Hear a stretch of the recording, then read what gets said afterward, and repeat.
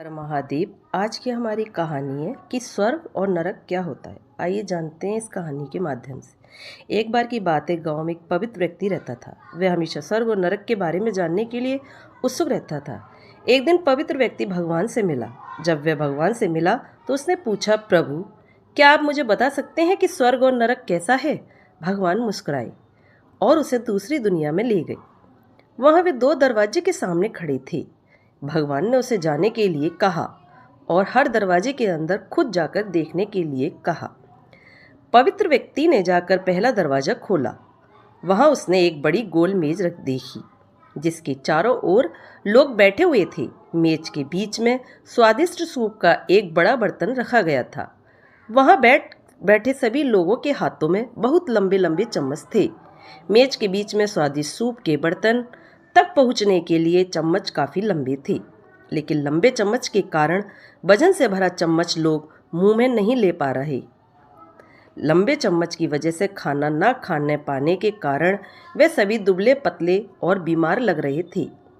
वहाँ के लोग बहुत दुखी थे। वहाँ पीड़ित लोगों के दुख को देखकर पवित्र व्यक्ति कांप उठे। वहाँ उस कमरे से बाहर आया और दूसरे कमरे का दरवाज़ा खोला। दूसरा कमरा बिल्कुल पहले कमरे जैसा ही था। बड़ी गोल मेज और उसके बीच में एक स्वादिष्ट सूप का बर्तन।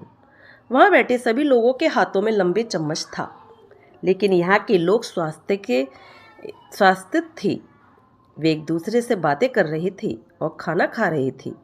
पवित्र व्यक्ति ये देखकर प्रसन्न हुआ और उस कमरे से बाहर आ गया।